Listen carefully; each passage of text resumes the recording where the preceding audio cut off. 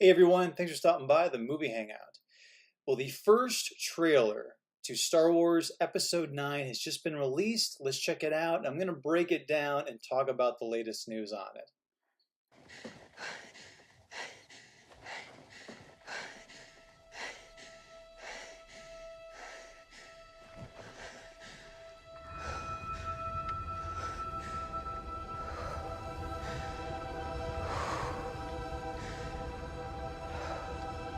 We've passed on all we know. 1,000 generations live in you now.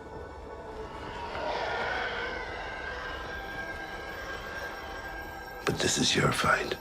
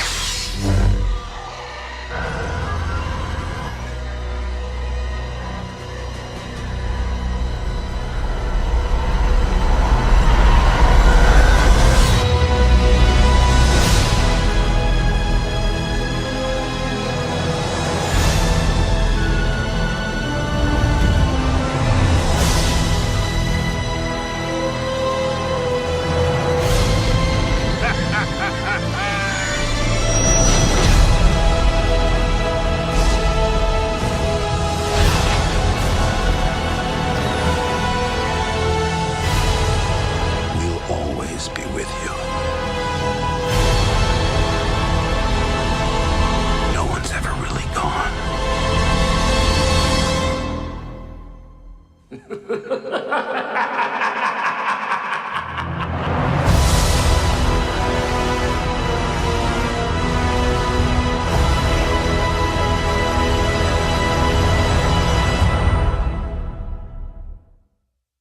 Dang. Okay. Uh,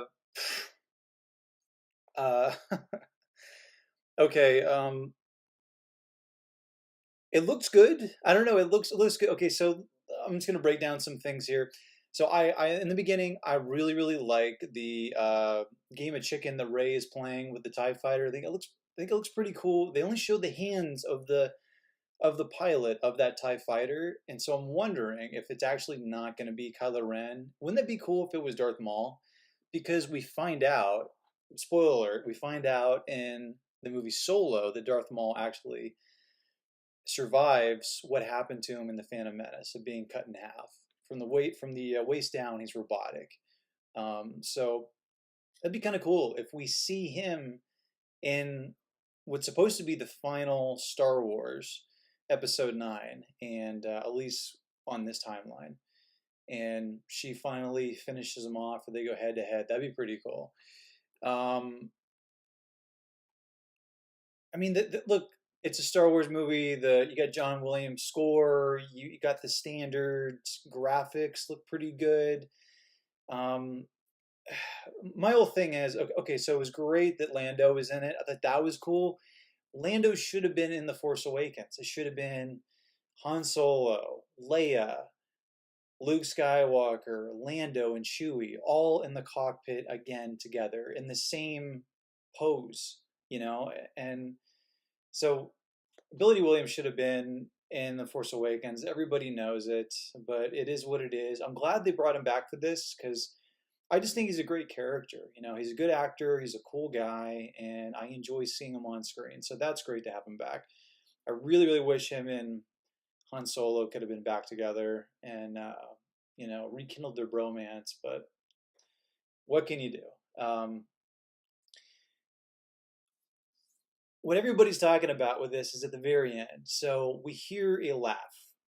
They don't directly say who the laugh is, but we can all infer that it's Palpatine, the Sith Lord, and this goes hand in hand with Luke Skywalker saying, "No one has ever really gone." It's, I mean, it's not really a new message, It's found in religion, it's found in other philosophies, it's found in countless other movies. I will always be with you. I will never leave you. No one has ever really gone, and I feel like I just imagine like J.J. Abrams was like living like a hermit in a in an office conference room for months on end at Disney with like a dry erase board on every single wall, and he was just trying to like connect the dots and figure out how the hell to get out of the dilemma that Ryan Johnson put him in. Because Ryan Johnson killed off all of the great characters. He killed off Admiral Akbar, which is a sin, terrible. Killed off Luke Skywalker. The guy just gets tired and vaporizes after living like the Unabomber for decades. I mean, it's ridiculous. So he had to kind of like somehow do that character justice because people invested like 30 years into watching Star Wars thinking it's going to pay off. There's going to be a payoff, and there wasn't. So it looks like Palpatine's soul is somehow still in existence. Now I've heard rumors, and they're keeping all their cards pretty close to their chest with this. I've heard rumors that Anakin, Darth Vader, is going to be somehow in this movie. They're going to have him back because let's face it, a Star Wars movie is not a Star Wars movie unless you have the Force, obviously, you have lightsabers, and you have the dark side, usually Darth Vader. And so they're trying to bring back all of this fan base that they alienated with The Last Jedi. And so they're reaching back and they're bringing back the characters. Again, this is kind of a regurgitation of what originally worked with Star Wars, the original trilogy. They're dipping back into it to pull something out that worked, because I think what they're finding, and I think what Disney has found, is that Star Wars is actually a kind of a difficult science fiction franchise to keep glued together, because if you remove the Force, you remove lightsabers and the Jedi and the dark side, then all you have is just a science fiction movie. It's just a regular run-of-the-mill space science fiction action film. So you have to have those elements, and unless you carefully nurture those aspects of the story, the whole thing's going to fall apart, like what happened in The Last Jedi. So Palpatine obviously is going to be back in some fashion. There's a lot of rumors that Anakin is going to be back, and Luke Skywalker somehow is going to be back. I don't know what they're going to do. My whole thing was, what they should have just like had the beginning of this movie with Luke Skywalker waking up on the island, and this was all like a dream or something. Last Jedi never really happened, but they're not gonna go that route because it would tick off a lot of people, I guess, that like the last one.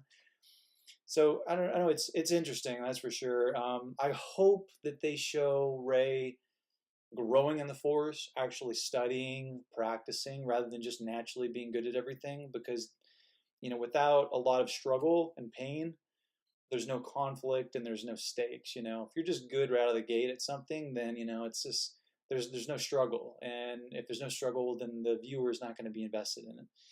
But notably missing from this trailer is Rose Tico. Rose Tico, played by Kelly Marie Tran in The Last Jedi, was a character that is 50-50. 50% of people were okay with the character, and the other 50% were kind of like could really do without the character. They didn't really enjoy the character. They like her personally. She's a nice girl, but as far as how the character fit in the story and how it was written in, they didn't really care for it. So on IMDb, she is listed on the cast. I'm guessing she's going to be right smack dab in the story again, but for whatever reason, they're not showing her on this trailer. They do show Kylo Ren doing a little bit of sword play, and he finds all the pieces of his helmet that he destroyed, and he's having it welded back together. I like the look of the new helmet. I think it looks pretty cool. It looks way better with the red like weld lines and everything in it. I think it looks pretty cool.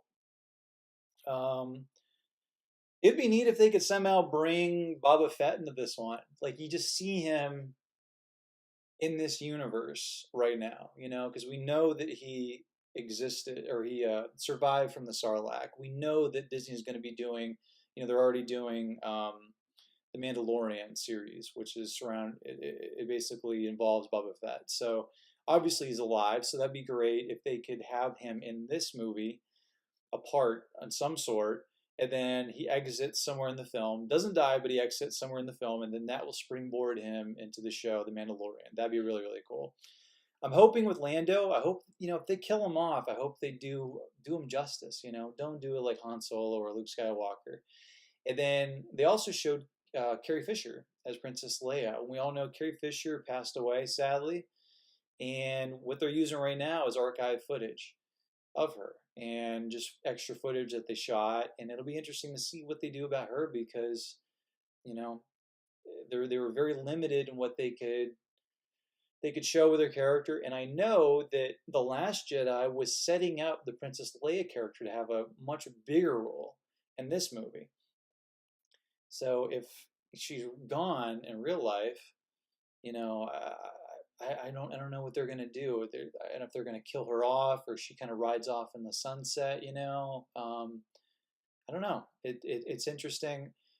This trailer, I'd give this trailer, maybe like an 8 out of 10, 9 out of 10. I'm not a hater. I love Star Wars, I really do. I just was sad to see the direction of the story, but I'm really hopeful that they're going to steer it back in the right direction. I'm hoping that the Mandalorian is going to be fantastic. I look forward to seeing that, and I look forward to seeing what other timelines they come up with this, because as long as they stick to the basics of what makes Star Wars great, they can definitely come up with other characters that people are gonna love. But I don't think they got to burn down the old stuff to build up the new. I'm totally against all that. You can respect the old stuff, you can cherish the old stuff and celebrate the old stuff, and you can still celebrate and you can explore new stuff. So that's just my philosophy on it. But anyway, I hope you enjoyed this analysis of the trailer. I look forward to seeing what else Disney comes out with for this particular episode 9. Let me know what you think. Do you think the trailer looks good? Are you excited for it? Do you think that episode 9 is going to be way better than episode 8, or do you think it's going to be pretty much the same? Comment below, let me know. And as always, if you want to get future rants, reviews, or original content, click subscribe. Later.